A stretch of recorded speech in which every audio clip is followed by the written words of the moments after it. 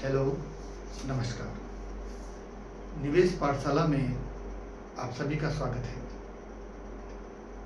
यह ब्लॉग हमने शुरू किया है अपने सभी दर्शकों के लिए जो निम्न आय वर्ग से लेकर के मध्यम आय वर्ग और उच्चतम आय वर्ग के हैं। क्योंकि निवेश जो शब्द है उसके मायने क्या हैं, सबसे पहले उसको समझने का प्रयास करें। निवेश वह धनराशि है जो हमारी दैनिक आवश्यकताओं की पूर्ति के बाद बची रह जाए और उस राशि से हम और पैसा बना सकें। उसके अलावा भी निवेश होता है। जब आपके पास पैसा नहीं होता, जब आपके पास ज़्यादा अच्छी समझ होती है, ज़्यादा बुद्धि होती है, तो बुद्धि का निवेश होता है। हमारा मजदूर वर्ग शरीर से निवेश करता है, यानी वो प्राकृतिक क्षमता हमारे अंदर हो जिससे हम अपनी दैनिक आवश्यकताओं की पूर्ति के लिए धनराशि या जरूरत की सामग्री प्राप्त कर सके। वह सब निवेश है। हम शुरुआत करेंगे निम्न वर्ग से, फिर धीरे धीरे इस पूरी यात्रा में ब्लॉग दर ब्लॉग, वीडियो दर वीडियो हम आगे से आगे कैसे बात की जाए, कैसे निवेश को गहराई से समझा जाए, उसके बारे में बात करेंगे। सबसे पहले हम बात करते हैं अपने निम्न वर्ग की, क्योंकि निवेश की आवश्यकताओं को समझने का उसको सबसे ज़्यादा आवश्यकता है। वह निवेश करता है अपने शरीर का। मजदूर मेहनत करता है, काम करता है और उसको अपनी दैनिक आवश्यकताओं के लिए पैसा मिलता है। इसलिए सबसे पहला निवेश कह दो तो वह है भोजन। व्यक्ति को हमेशा अपने प्राकृतिक वातावरण के हिसाब से अच्छा भोजन करना चाहिए। वह सबसे अच्छा निवेश है। भारतीय संस्कृति के अनुसार हमारा भोजन अलग अलग प्रांतों में अलग अलग वातावरण के हिसाब से अलग अलग तरीके का है। लेकिन आजकल देखा गया है कि तेज मसालों के पीछे या स्वाद के पीछे लोग दौड़ रहे हैं और अपने सबसे ज़्यादा, सबसे सुरक्षित और सबसे महत्वपूर्ण निवेश जो शरीर का है उस पर ध्यान नहीं देते। यहाँ तक भी देखा गया है कि बहुत ज़्यादा पैसा कमाने वाले लोग जब अपने पहले निवेश पर ध्यान नहीं देते तो वो उस प्राप्त किए हुए धन का उपयोग और उपभोग दोनों नहीं कर पाते। तो सबसे पहला निवेश अपने शरीर पर है। अच्छा खाएं, संतुलित खाएं, अनुशासित खाएं। हमारे निम्न वर्ग में जो परिवार देखे गए हैं वो मध्यम वर्ग की तुलना में अच्छा पैसा कमाते हैं। क्यों? क्योंकि उसके घर में अगर 5 या 7 वर्किंग लोग हैं तो वो सभी अपने अपने कार्य करते हैं और धन जुटाते हैं। करते हैं वो ऐसे कार्य हैं जिसमें दैनिक वेतन प्राप्त होता हो, दैनिक भत्ते प्राप्त होते हो, लेकिन सभी लगे हैं। एक लड़का है 25-26 साल का, वह मजदूरी करता है। उसकी पत्नी मजदूरी करती है। उसके माँ बाप कोई कार्य करते हैं मजदूरी का या कोई और घर का साफ सफाई का। उनके बच्चे सरकारी विद्यालय में पढ़ते हैं जिसमें धन खर्च नहीं होता, बहुत सीमित आवश्यकताओं के साथ रहते हैं। आय वहाँ पर अगर चारों लोग जो वर्किंग हैं और 2 बच्चे माने, 6 लोगों का अगर परिवार माने, तो 6 में से 4 लोग दैनिक कमाई कर रहे हैं। और आज भारत के महानगर से लेकर के ग्राम तक में देखा जाए तो रोजाना 200 रुपये से लेकर के 700 रुपये तक का दैनिक भत्ता प्राप्त हो सकता है। हम मध्यम शहर को देखते हैं, वहाँ पर अगर वो चारों लोग रोजाना 400 रुपये दैनिक भत्ता प्राप्त करते हैं तो वो परिवार एक दिन में 1600 रुपये प्राप्त करता है। और ये देखा गया है कि यह दैनिक भत्ता रोजाना यानी महीने के 30 दिन प्राप्त नहीं होता। हम मान के चलते हैं कि 15 दिन उनको महीने में प्राप्त होता है और 15 दिन नहीं होता। तो 15 को अगर हम 1600 से गुना करते हैं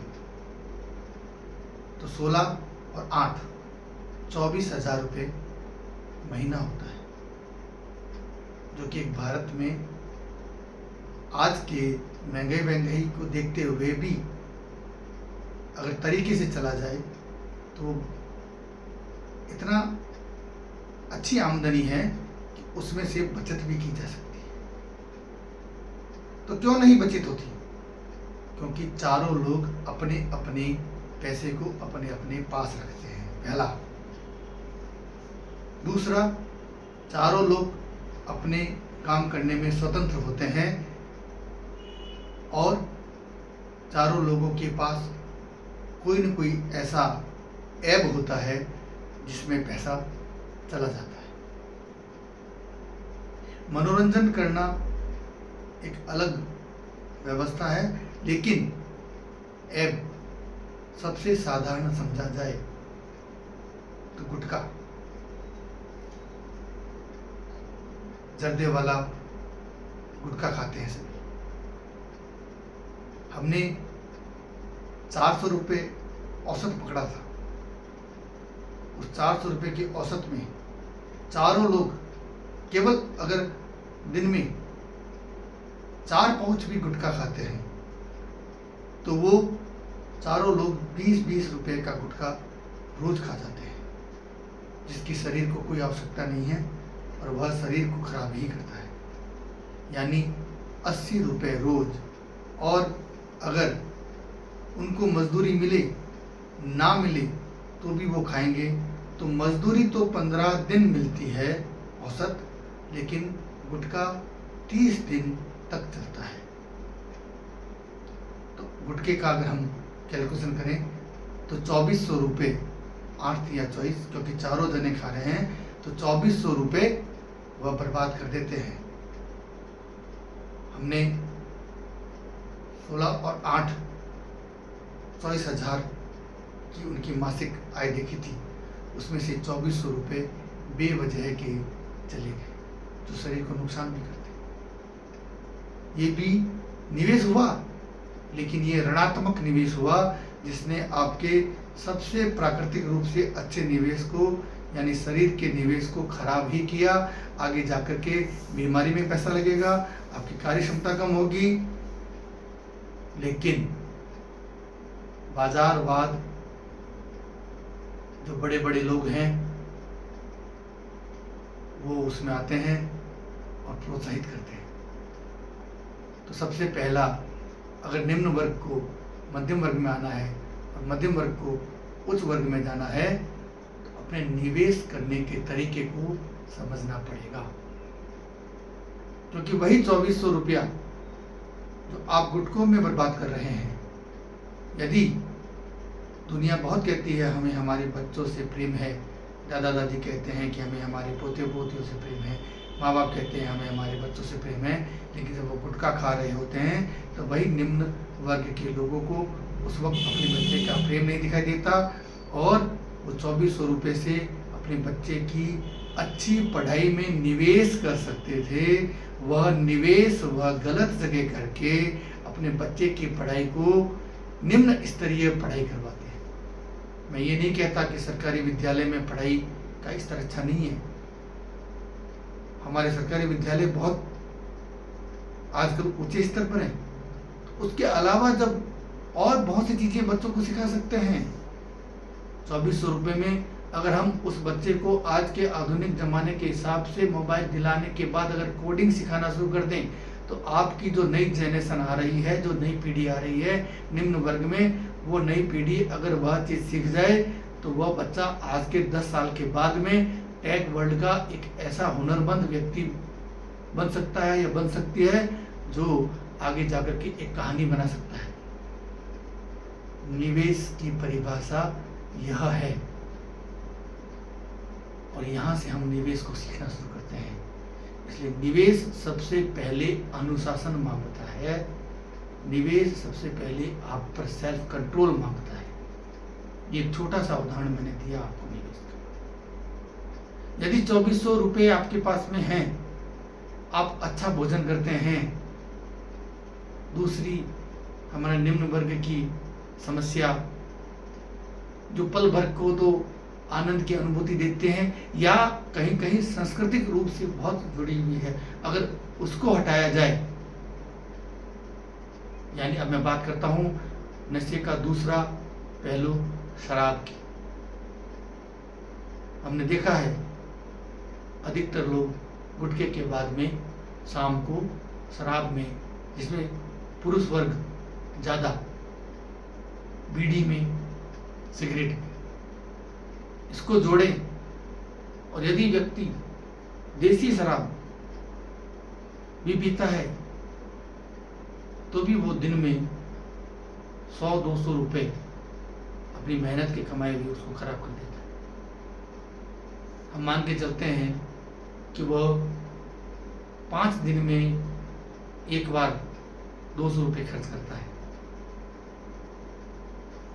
तो वो 6 दिन में 1200 रुपये, 6 दिन में नहीं, 5 दिन में अगर वो 200 रुपये खर्च करता है तो महीने में ऐसे 6 राउंड हो गए, 5 × 6 = 30। तो 6 बार उसने 200 रुपये खर्च किए, रुपये बने 1200, और वह 1200 रुपये किसी काम के नहीं।